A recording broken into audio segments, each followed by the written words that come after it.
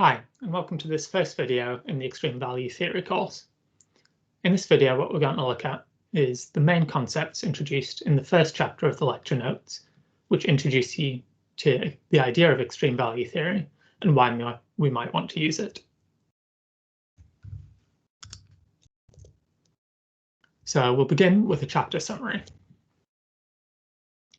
All of the statistical modelling approaches you're likely to have met so far are interested in predicting, modelling, or performing statistical tests about the expected values of a process, potentially conditional on some covariate values. For example, in a linear regression, what we're interested in is the expected value of a response conditional on the value of one or more covariates. Other techniques that you might have seen also deal with this exact same problem.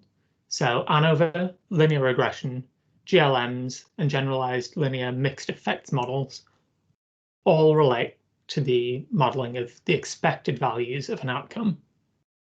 But we're not always interested in the expected value of an outcome. Sometimes we're interested in the tail of the distribution rather than the body. And in these cases, what we're focusing on is the very largest or the very smallest values of a process. We can see this, for example, when we're interested in stress testing a chain.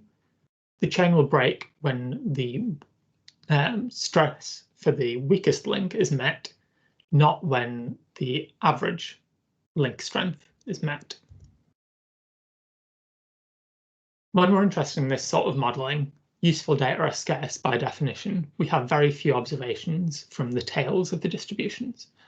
And we might even be interested in extrapolating beyond the range of values that we've seen in our data to learn about what other possible values might look like. This is something that in other classes that you've had in the past, you've been rightfully warned about. It's very dangerous to extrapolate models for the center of a distribution to make inference about the tails. And here's why that's a dangerous thing to do. When you're fitting these standard statistical models, all observations are going to be weighted equally. Because you've got more observations towards the center of the distribution, this is inherently where the most emphasis is going to be placed in terms of getting a good fit. And that's no good at all when what we care about is describing well the tails of the distribution, particularly the very large or the very small values. What extreme value theory gives us is a way of modeling and extrapolating these tail values in a principled way, rather than extrapolating based on this model that focuses on the body of the distribution. Extreme value theory has lots of different application areas. I mentioned a few in the course overview video. We'll be focusing on three main data sets in this module. Two have environmental applications, one has a financial application.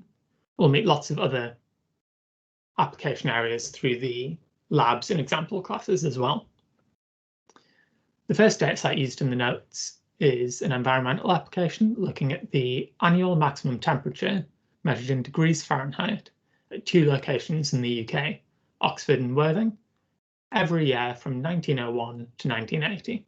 And this is a little look at what this data is like.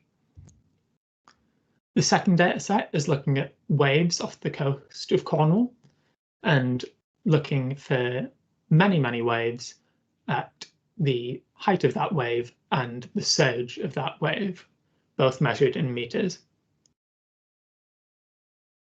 The final data set we'll be using is from a financial application, and we're going to be looking at the FTSE index between 1968 and 2001.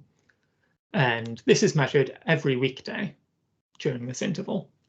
As you can see, over time, we've got a generally increasing trend that plateaus and dips a bit towards the end.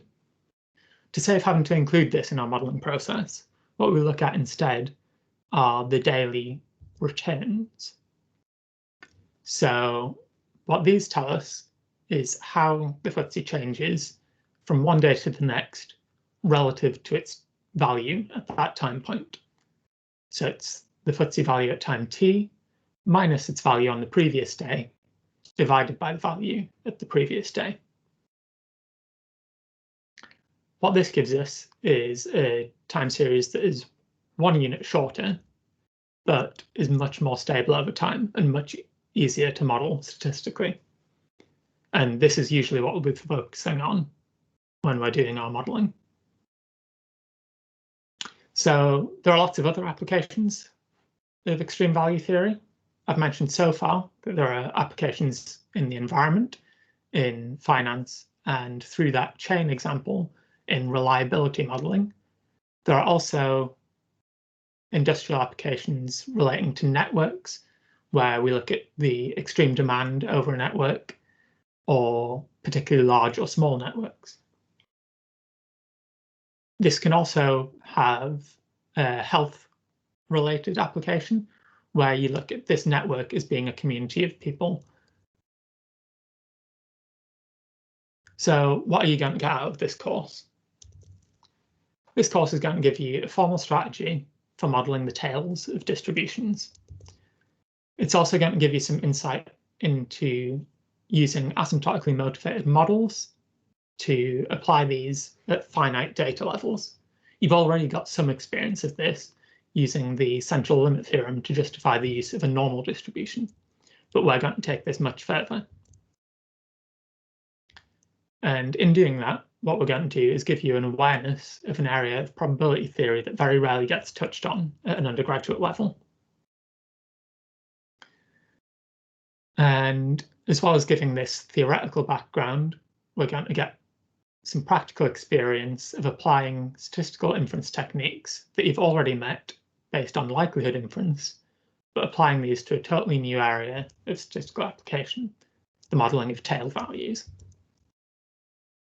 And in doing all of this, what you'll end up with is a much stronger background with your knowledge of the central limit theorem and of point or Poisson processes. That's all we've got to cover in this session. So what I'd like you to do now is head over to Google Scholar and look up 3 papers which each have a different application of extreme value theory. This is only supposed to be a quick job, so just read the titles and potentially the abstracts and get a feel for where extreme value theory can be applied. In our next video, what we're going to cover is the key results from chapter 2.1, which looks at the distribution of block maxima. Thank you for your time, and I'll see you next time.